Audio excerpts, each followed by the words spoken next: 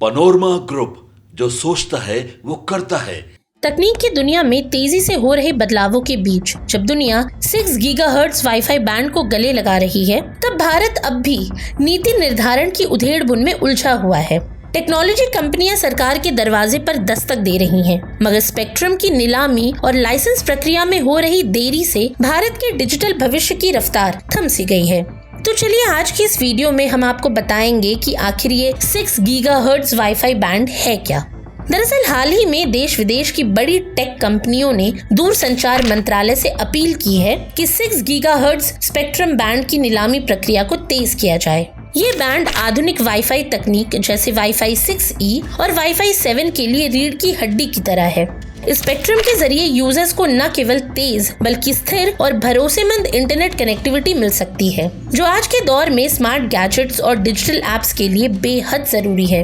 Meta, Google, Amazon, Microsoft और Cisco जैसी दिग्गज कंपनियों की सदस्यता वाले ब्रॉडबैंड इंडिया फोरम ने 11 अप्रैल को केंद्रीय दूरसंचार मंत्री ज्योतिरादित्य सिंधिया को एक पत्र लिखकर इस मुद्दे पर गहरी चिंता जताई। पत्र में कहा गया कि हर साल 6 गीगाहर्ट्ज बैंड के अभाव में भारत की अर्थव्यवस्था को तकरीबन 12.7 लाख करोड़ रुपए का नुकसान हो रहा है। वहीं आज की तारीख में 84 से अधिक देश इस स्पेक्ट्रम को बिना लाइसेंस के सार्वजनिक उपयोग के लिए खोल चुके हैं, जिससे वहां टेक्नोलॉजी के नवाचार और डिजिटल विकास को नया आयाम मिल रहा है। वहीं भारत, जो कभी IT क्रांति का अग्रदूत माना जाता था, अब इस मामले में पीछे छूटता नजर आ रहा है। आज की स्मार्ट दुनिया में मेटा के Ray Ban smart glass, Soni PS5 जैसे गेमिंग कंसोल और AR और VR हेडसेट जैसे हाईटेक डिवाइस इस्तेमाल में आ रहे हैं, जो बेहतर डिजिटल अनुभव के लिए हाई बैंडविड्थ वाले नेटवर्क की मांग करते हैं। लेकिन 6 गीगाहर्ट्ज स्पेक्ट्रम की अनुपलब्धता के कारण इन डिवाइसेस की क्षमता भारत में पूरी तरह से उपयोग नहीं हो पा रही है। वहीं भारत में फिलहाल वाईफाई के लिए 2.4 गीगाहर्ट्ज और 5 गीगाहर्ट्ज बैंड ही इस्तेमाल किए जाते हैं। इनमें से 2.4 गीगाहर्ट्ज बैंड तो पहले से ही अत्यधिक भीड़ भाड़ वाला हो चुका है, जिससे नेटवर्क पर दबाव बढ़ता ही जा रहा है। वहीं 5 गीगाहर्ट्ज बैंड थोड़ा बेहतर अनुभव तो देता है, लेकिन इसमें भी चैनलों की सीमित संख्या और सीमित कवरेज रेंज की वजह से इसका उपयोग सीमित है।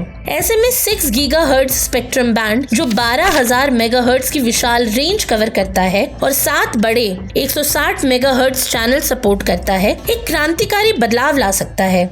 इससे 2 GB प्रति सेकंड तक की स्पीड संभव हो सकती है, जो कि मौजूदा 1 GB प्रति सेकंड की तुलना में कहीं अधिक है। BIF का कहना है कि भारत को कम से कम 660 मेगाहर्ट्ज बैंड तत्काल ओपन कर देना चाहिए, ताकि 320 मेगाहर्ट्ज के 2 चैनल्स एक साथ एक्टिव हो सकें। उनका ये भी कहना है कि 6 गीगाहर्ट्ज का टेक्नोलॉजिकल इकोसिस्टम पूरी तरह तैयार है, सिर्फ सरकार की नीति स्पष्ट नहीं है। वहीं मजेदार बात तो ये है कि 6 गीगाहर्ट्ज रेडियो फ्रीक्वेंसी को over the air data exchange के लिए बिना लाइसेंस के भी उपलब्ध कराया जा सकता है, लेकिन भारत सरकार ने इसे दूरसंचार कंपनियों के लिए नीलामी के जरिए जारी करने का मन बना लिया है, जिससे ये एक नई जटिलता का शिकार हो गया है। फरवरी में GSMA जैसे वैश्विक संस्था ने भी सरकार से निवेदन किया था कि 6 गीगाहर्ट्ज को आगामी स्पेक्ट्रम नीलामी में शामिल किया जाए। अब गौरतलब है कि दुनिया जब 6 गीगाहर्ट्ज के जरिए तेज इंटरनेट, बेहतर AR और VR अनुभव और स्थायी कनेक्टिविटी की दिशा में आगे बढ़ रही है, तब भारत को भी अपनी नीतियों को नए युग के अनुकूल बनाना होगा।